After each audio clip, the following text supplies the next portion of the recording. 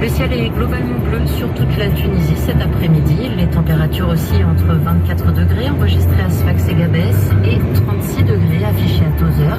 Ailleurs, comptez 26 degrés à Médénine, Monastir, Djerba et Sousse, 29 dans la capitale Tunis et 30 à Kasserine. Vous écoutez Midi 1, il est 13h30.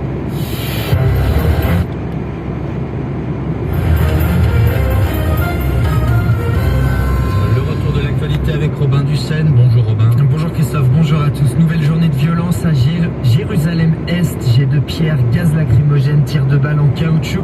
De nouveaux affrontements ont opposé fidèles palestiniens et policiers israéliens ce lundi sur l'esplanade des mosquées.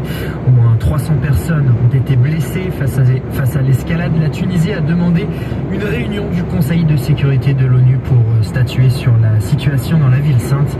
Le Premier ministre israélien Benjamin Netanyahou a lui salué la fermeté des forces de l'ordre pour garantir la stabilité à Jérusalem.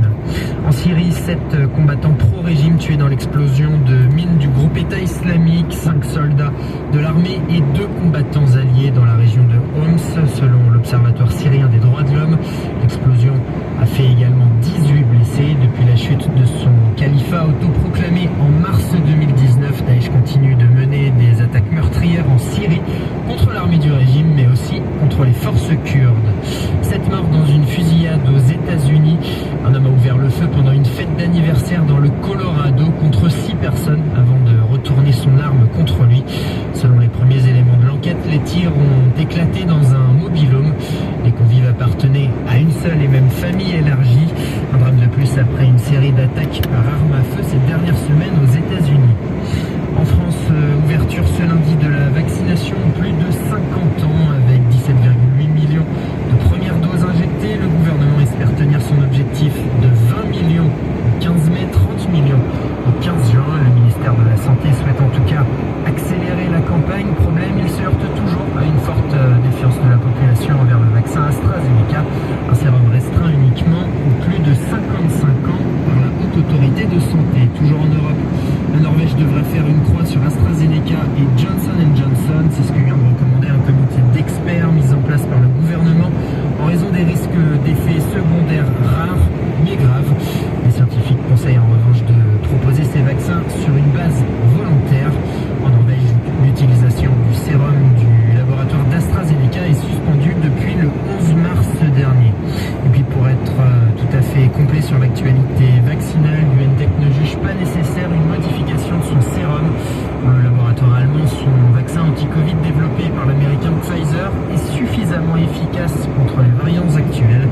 Une évaluation est en revanche en cours pour estimer l'impact d'une éventuelle 3e injection sur la prolongation de l'immunité. Et puis 100 jours, cela fait 100 jours que la Birmanie a sombré dans le chaos. La junte militaire a pris le pouvoir dans le pays après un coup d'État le 1er février. Un putsch qui a eu pour conséquence un important soulèvement populaire, des manifestations réprimées dans le sang et une économie paralysée par une grève sans précédent. En Birmanie, au moins 780 civils ont été tués ces 3 derniers mois, d'après l'association d'assistance aux prisonniers politiques. Merci Robin Dussène, vous revenez tout au long de l'après-midi pour nous informer. Si on parlait football à présent, ce week-end a vu notamment le sacre en Allemagne du Bayern Munich et au sein de l'équipe bavaroise, une vedette qui s'était faite rare ces derniers temps puisqu'elle était blessée, c'est Robert Lewandowski. On en parlait tout à l'heure dans le vestiaire, le meilleur, c'est tout de suite. David, si on parlait de Robert Lewandowski, l'attaquant polonais, on le sait, est revenu en forme, il a réussi un triplé le week-end dernier, mais avec des regrets. Il y a une longueur d'un record historique, vous allez nous parler de cela, mais des regrets peut-être parce que le 28 mars, il s'était blessé avec la sélection, il a été touché au ligament d'une cheville. Au pire moment, il a raté le sprint final en Bundesliga, même si le Bayern a été champion, mais surtout cette double confrontation face au Paris Saint-Germain, et le Bayern a été éliminé. Il est revenu en force, les supporters sont contents, et aussi lui parce qu'il a un rendez-vous avec un record historique à 2 journées de la fin de la Bundesliga. Oui, les 40 buts sur une saison qui compte 34 matchs en Allemagne en Bundesliga depuis le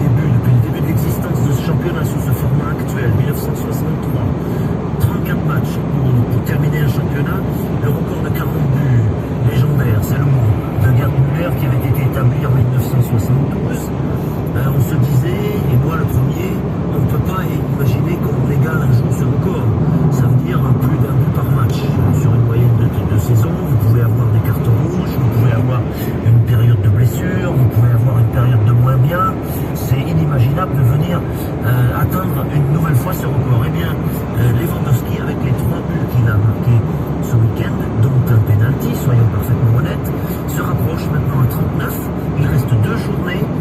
C'est donc raisonnablement envisageable qu'il atteigne, voire dépasse ce record. Robert Lewandowski, ce serait évidemment quelque chose de marquant pour l'histoire de la Bundesliga.